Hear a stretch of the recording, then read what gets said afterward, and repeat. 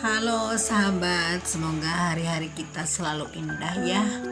Bagaimanapun kita sebagai manusia hanya wajib berusaha, sedangkan Tuhanlah yang menentukan. Nah, seperti hanya tumbuh-tumbuhan ini tumbuh sangat indah teman-teman ya.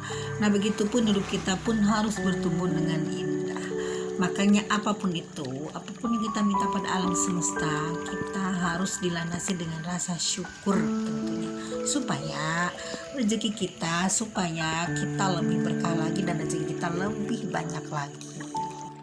Kita biasanya sebagai orang law of attraction, kalau ingin sesuatu biasanya dengan afirmasi atau dengan manifesting berbagai jenis, misalkan dengan scripting atau misalkan dengan self talk dan banyak lagi. Nah, jadi biasanya kita ini mengharapkan, selalu menunggu ya kapan ya akan terwujud gitu. Nah, ini ada istilah bridge of incident. Kenapa bridge of incident ini? Jadi ini sebuah langkah, sebuah jembatan. Jadi sebelum kita ada keberhasilan dari manifesting yang besar, tapi pastinya akan ada dulu diawali dengan manifesting yang kecil. Misalkan begini. Misalkan teman-teman sedang manifesting sebuah mobil mewah. Dan mobil mewah itu bernama misalkan Mercy berwarna hitam. Nah, tentunya nanti akan ada semacam bridge of incident teman-teman ya. Jadi semacam jembatan yang menjembatani kalau manifesting kita itu berhasil. Jadi mungkin sebelum kita mendapatkan Mercy yang kita inginkan nilainya sangat tinggi, karena nilainya sangat tinggi, materinya sangat tinggi, itu perlu getaran dan frekuensi yang tinggi juga. Mungkin awalnya kita akan dianugerahi dulu sebuah mobil yang frekuensinya tidak terlalu tinggi, mungkin Avanza gitu ya. Nah, mungkin dalam manifesting kita tiba-tiba kok ada rezeki dapat mobil Avanza, padahal kita kan inginnya Mercy. Nah, itu namanya bridge of incident teman-teman ya. Nah, jadilah itu harus disyukuri juga, karena ini merupakan proses perwujudan sebelum kepada manifesting kita yang inti. Apa aja sih yang termasuk dengan persona bridge incident itu?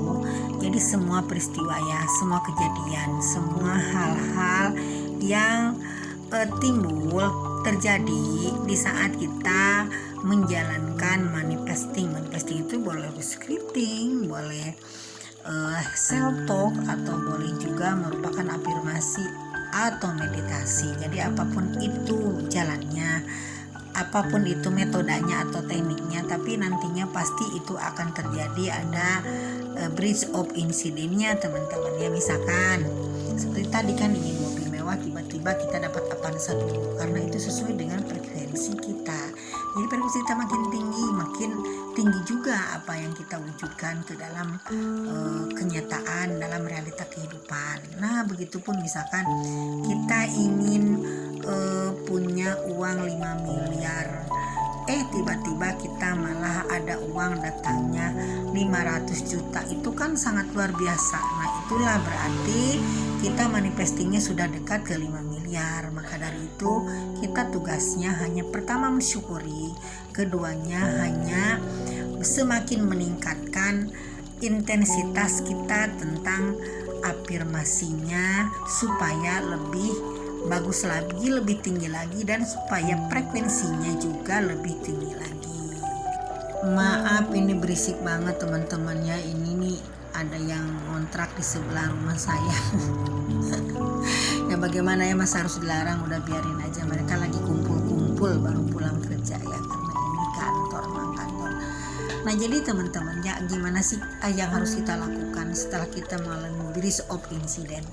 Jadi kita tetap harus melakukan ritual-ritual tentang manifestasinya, apapun itu ya, termasuk tadi scripting dan lain-lainnya. Jadi kita misalkan harus dikurangi, jangan dikurangi, malah rutinitasnya ditambah lagi.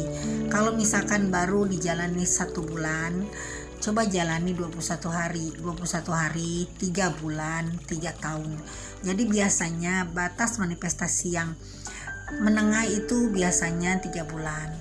Lalu batas yang paling tinggi itu biasanya 3 tahun. Nah, jadi setelah kita mengalami bridge of incident bukan artinya kita harus berhenti, malah kita harus meningkatkan intensitas kita hingga kita mengalami frekuensi yang lebih tinggi, sehingga nanti kita perwujudan ke arah yang lebih tinggi, manifesting kita sesuai dengan kita harapkan. Nah, itu akan terjadi. Nah, itu teman-teman bridge of incident. Jadi bridge of incident ini yaitu sebuah teori dari seorang Neville Goddard tentunya. Oke teman-teman, sekian dulu, mudah-mudahan kita bisa mengambil insight-nya daripada video saya singkat ini. Sekian dulu, sehat selalu, semoga sejahtera, semoga semuanya dalam keadaan baik-baik saja. Oke, sekian dulu, bye for now.